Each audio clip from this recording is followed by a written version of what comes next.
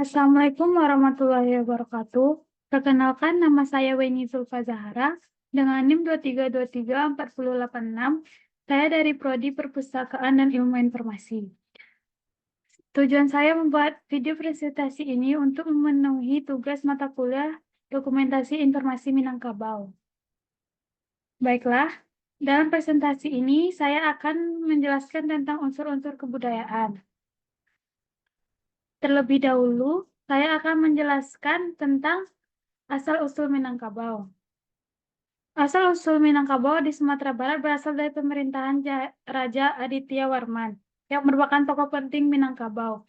Beliau merupakan seorang raja yang tidak ingin disebut dengan raja. Pernah memerintah di Pagaruyung, daerah pusat kerajaan Minangkabau. Aditya Warman juga merupakan orang pertama yang memperkenalkan sistem kerajaan di Sumatera Barat.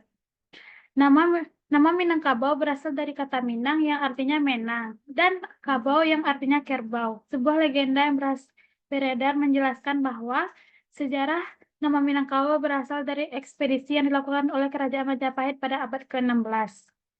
Dan baiklah, saya akan juga menjelaskan tentang sejarah Minangkabau. Sejarah Minangkabau bermula pada masa Kerajaan Pagaruyung yang diteruskan oleh Raja Aditya Warman. Beliau merupakan seorang raja yang memiliki sumbangan bagi alam Minangkabau dan merupakan orang pertama yang memperkenalkan sistem kerajaan di Sumatera Barat. Sejak pemerintahan Raja Aditya Warman, provinsi ini lebih terbuka dengan dunia luar, khususnya Aceh, yang memengaruhi hubungan dengan masyarakat Minangkabau. Berkembangnya agama Islam sebagai nilai baru di kalangan masyarakat Minangkabau yang sebelumnya didominasi dengan umat beragama Buddha, menjadi salah satu faktor yang menarik perhatian sebelumnya. Masyarakat Minangkabau didominasi oleh agama Buddha, namun akhirnya masyarakat Minangkabau didominasi oleh agama Islam.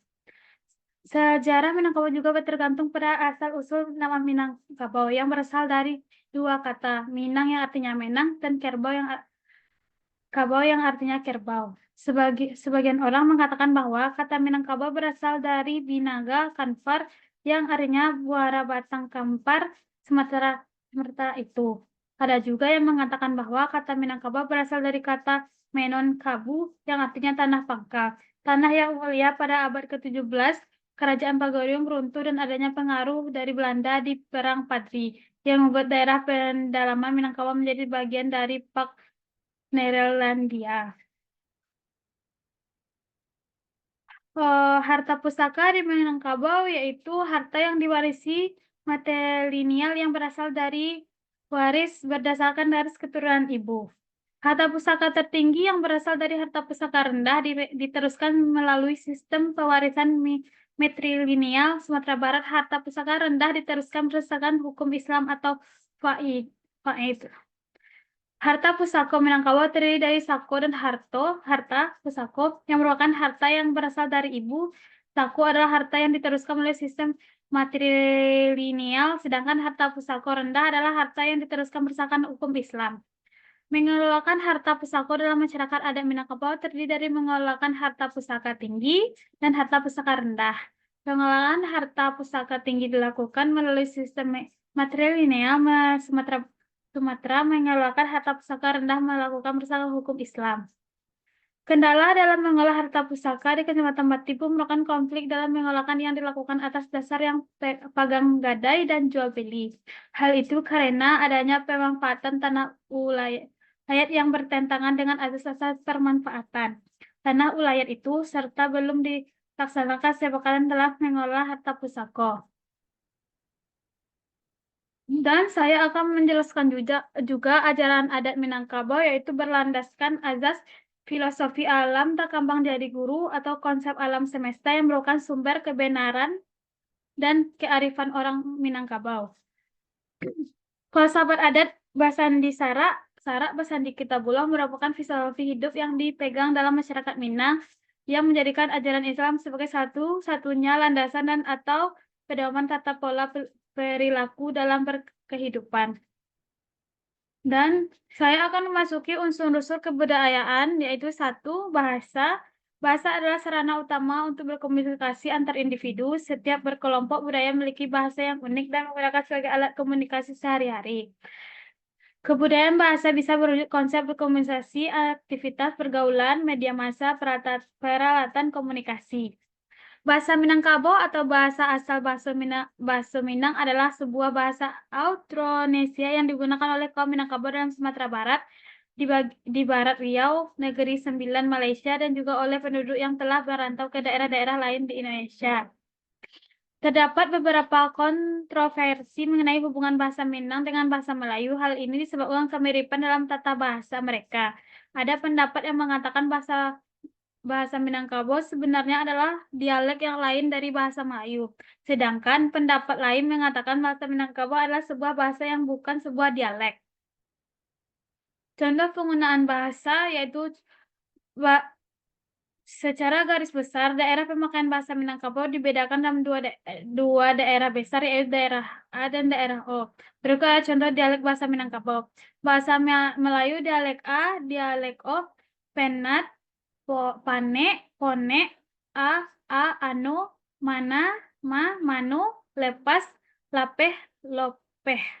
Contoh perbandingan bahasa Minangkabau dan bahasa Melayu. Bahasa Minangkabau yaitu contohnya sarang kayu di rimbo tak samo tinggi, kok kunun manusia bahasa. Melayu pohon di rimbo tidak sama tinggi apalagi manusia. Bahasa Minangkabau kalau tidak boleh membuang sarok di siko, bahasa Melayu tidak boleh membuang sampah di sini.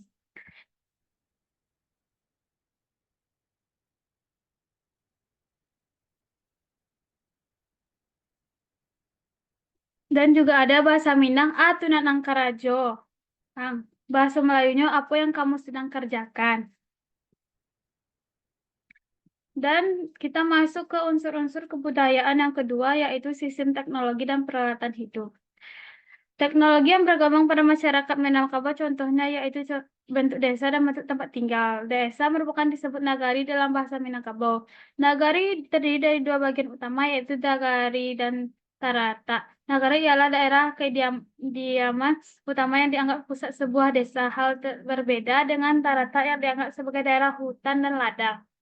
Di dalam nagari biasanya terdapat sebuah masjid, sebuah balai adat, dan pasar. Masjid merupakan tempat untuk beribadah, balai adat merupakan tempat sidang-sidang adat diadakan. Sedangkan pasar dan kantor kepala nagari terletak pada pusat desa atau pada pertengahan sebuah jalan, memanjang dengan rumah-rumah kediaman di sebelah kiri dan kanannya. Contoh teknologi dan peralatan hidup. Teknologi yang berkembang pada masyarakat Minangkabau, contohnya yaitu bentuk desa, bentuk tempat tinggal. Desa mereka disebut nagari dalam bahasa Minangkabau. Nagari terdiri dari dua bagian, yaitu daerah nagari dan tarata. Nagari adalah daerah kediaman utama yang dianggap pusat sebuah desa. Hal ini berbeda dengan tarata yang dianggap sebagai daerah hutan dan ladang. Di dalam nagari biasanya terdapat sebuah masjid, sebuah balai adat, pasar.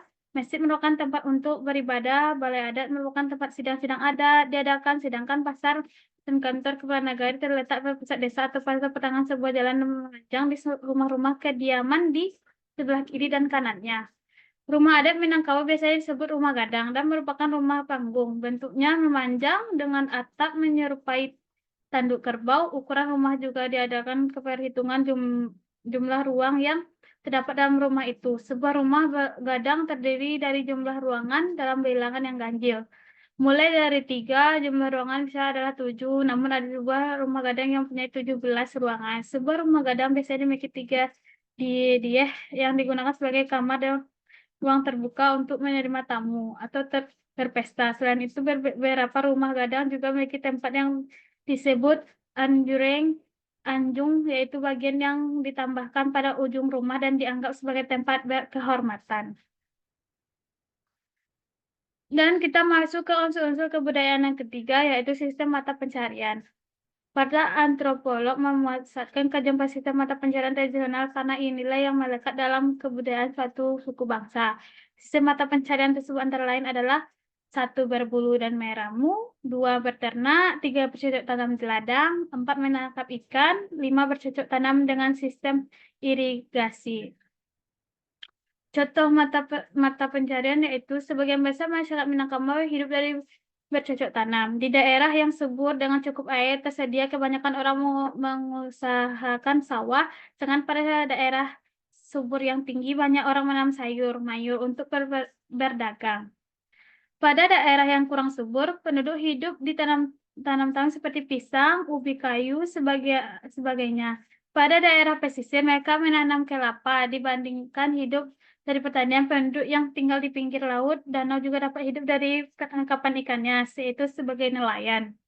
Ada berbagai hal yang menyebabkan banyak orang Minangkabau kemudian meninggalkan sektor pertanian. Ada yang sebabnya karena tanah mereka memberikan hasil yang kurang atau karena kesadaran bahwa dengan pertanian mereka tidak dapat menjadi kaya. Orang sejenisnya itu biasanya beralih ke sektor perdagangan atau merantau dengan harap mereka yang kembali sebagai orang yang dewasa dan bertanggung jawab. Kehidupan perdagangan di Minangkabau kebanyakan dikuasai oleh penduduk Minangkabau sendiri. Selain itu, ada juga masyarakat yang hidup dari kerajinan tangan, seperti kerajinan perak bakar dari Koto Gadang, sebuah desa dekat Bukit Tinggi, dan pembuatan kain songket dari Silungkang, sebuah desa dekat Sawah Lunto. Dan kita masuk ke unsur-unsur kebudayaan yang keempat, sistem kekerabatan dan organisasi sosial. Unsur kebudayaan yang satu ini berkaitan dengan memahami bagaimana manusia membentuk masyarakat melalui kelompok sosial. Adapun kekerabatan dalam hal ini berarti perkawinan. Selain itu, kekerabatan ini mendefinisikan bahwa dalam sosial perkawinan akan menghasilkan keturunan. Setiap suku bangsa memiliki sistem kekerabatan yang berada dalam hal adat, perkawinan, ataupun menetap. Contoh organisasi yang terbentuk di sekolah atau kampus ini bertujuan untuk memenuhi kebutuhan masyarakat, salah satunya di bidang pendidikan. Contoh kekerabatan organisasial yaitu kelompok kerabat masyarakat Minangkabau yaitu Parui, kampung, dan suku. Suku dan kampung dapat dianggap sebagai kelompok formal. Suku dipimpin oleh seorang penghulu suku, sedangkan kampung oleh penghulu andiko atau datuk kampung. Selain kelompok Parui, kampung, dan suku, masyarakat Minangkabau tidak mengenal organisasi masyarakat adat yang lain. Dengan begitu, instruksi dan aturan pemerintah, administrasi masyarakat pedesaan biasanya disalurkan kepada penduduk desa melalui penghulu suku dan penghulu andiko.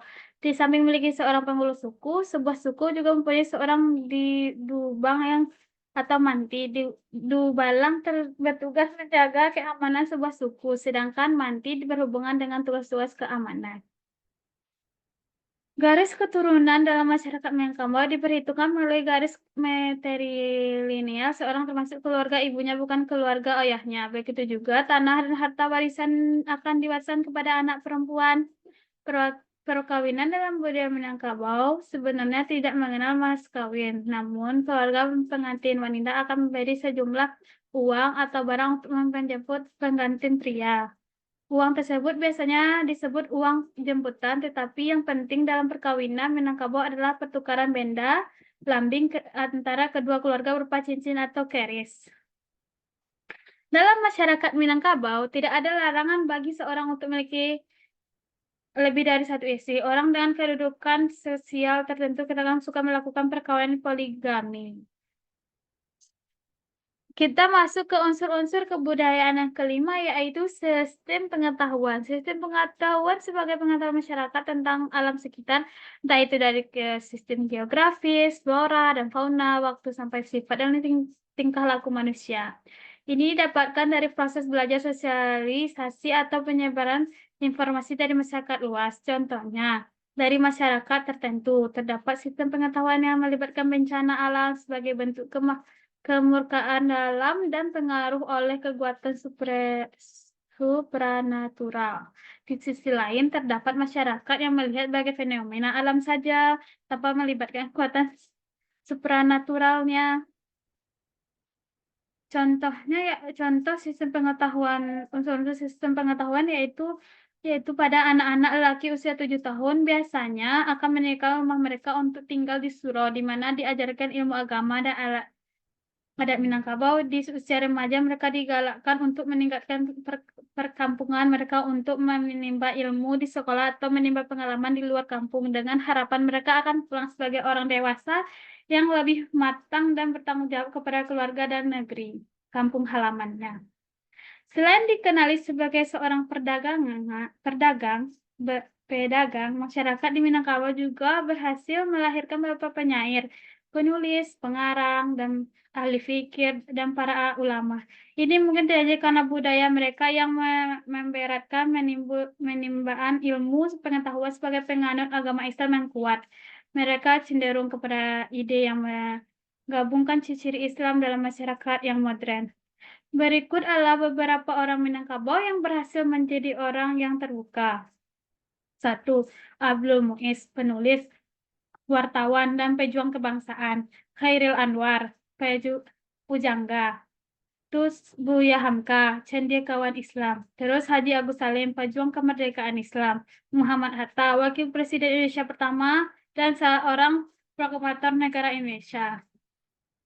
Dan kita akan masuk ke unsur-unsur kebudayaan yang keenam, yaitu sistem religi.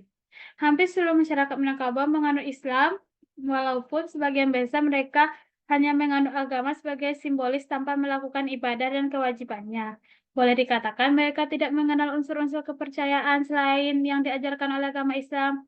Walaupun demikian, masih banyak juga orang yang percaya akan hal-hal yang tidak diajarkan oleh Islam, seperti hantu-hantu yang kekuatan gaib. Menurut Quen dan Nigrat, bahwasannya fungsi dari religi adalah untuk menjawab pertanyaan mengapa manusia percaya kepada adanya suatu kekuatan gaib atau supranatural yang mereka anggap lebih tinggi posisinya.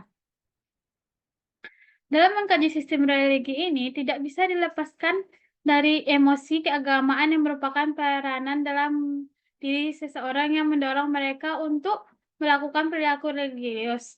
Sistem religius dapat satu masyarakat akan menimbulkan kebudayaan seperti tempat beribadah, waktu upacara keagamaan, alat untuk upacara keagamaan, atau pemimpin secara keagamaan. Sistem religi ini contohnya seperti kepercayaan agama sampai ritual-ritual agama yang ada di masyarakat. Sistem religi juga berkaitan dengan hal-hal sakral atau suci. Contohnya yaitu berikut adalah merupakan contoh dari beberapa kesamaan paham Islam dan Minangkabau. Paham Islam adalah menimba ilmu adalah wajib. Paham Minangkabau, anak-anak lelaki harus meninggalkan rumah mereka untuk tinggal dan belajar di surau, langgar, atau masjid. Paham Islam, mengembara adalah kewajiban untuk mempelajari tamadun yang kekal dan dinasa untuk meningkatkan iman kepada Allah. Paham Minangkabau, para remaja harus merantau, meninggalkan kampung halaman untuk menimba ilmu dan bertemu dengan orang-orang dari berbagai tempat untuk mencapai kebijaksanaan dan untuk mencari penghidupan yang lebih baik. Falsafah merantau juga berarti melatih orang Minangkabau untuk hidup mandiri, karena tidak seorang pemuda Minangkabau berniat merantau meninggalkan kampungnya. Dia hanya membawa bekal seadanya. Paham Islam, tidak ada wanita yang boleh dipaksa untuk menikah dengan lelaki yang tidak dicintainya. Paham Minangkabau, wanita menentukan dengan siapa yang ia ingin menikah. Paham Islam, ibu berhak dihormati lebih dari tingkat dari bapak. Paham Minangkabau, bunduk kandung adalah pemimpin atau pengambil keputusan di rumah gadang.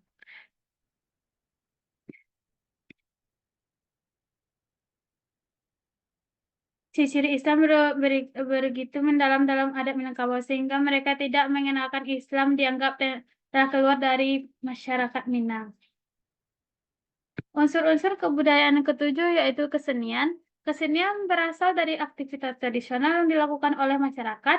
Jenis kesenian yang saat ini kita kenal antara lain ada seni musik, seni tari, seni rupa, seni drama, seni lainnya. Sebagai unsur kebudayaan, kesenian mampu menunjukkan estetika atau keindahan kebudayaan suatu suku bangsa.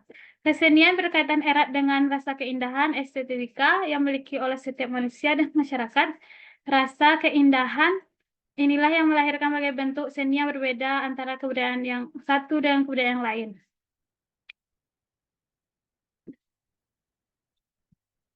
Contoh kesenian. Berikutnya kesenian tradisional Minangkabau Randai, teater yang meliputi pencaksilat, musik, tarian, drama. Taluang Joba Dendang, disulunai bambu dan menyanyi. Talempong, musik bunyi gong. Tari piring, gerakan tarian yang menyerupai gerakan para petani semasa bercocok tanam. Tari payung, menceritakan kehidupan muda-mudi Minang selalu riang dan gembira. Tari indang, pidato adat. Juga dikenal sebagai sambang menyembah, sembah menyembah. Upacara berpidato dilakukan setiap upacara-upacara adat seperti rangkaian acara pernikahan, barale, upacara pengangkatan penghulu, dan lain-lainnya. Puncak silat, tarian yang gerakan adalah gerakan silat tradisional Minangkabau. Upacara dan perayaan Minangkabau termasuk turun mandi, upacara pemberkatan bayi, sunat rasul, upacara persunat. Dan juga ada Batalak Panghulu, upacara pelantikan penghulu. Upacara ini akan berlangsung selama 7 hari. Seluruh kaum kerabat dan ketua-ketua di kampung yang lain akan dijemput. Turun ke sawah, upacara kerajaan gotong royong. Manyabi, upacara menuai padi. Hari Raya, perayaan Hari Raya Idul Fitri. Perayaan Hari Raya Idul Adha. Manaan Pabukuan. Pengantaran makan kepada ibu mertua sewaktu bulan puasa, tabui perayaan Islam di Pariaman. Tanah Tasirah, pelantikan seorang datuk ketua pua apabila datuk sebelumnya meninggal dunia. Membangkit Batang Tarandam, pelantikan seorang datuk apabila datuk yang sebelumnya telah meninggal 10 atau 50 tahun yang lalu mengisi jabatan yang telah lama dikosongkan.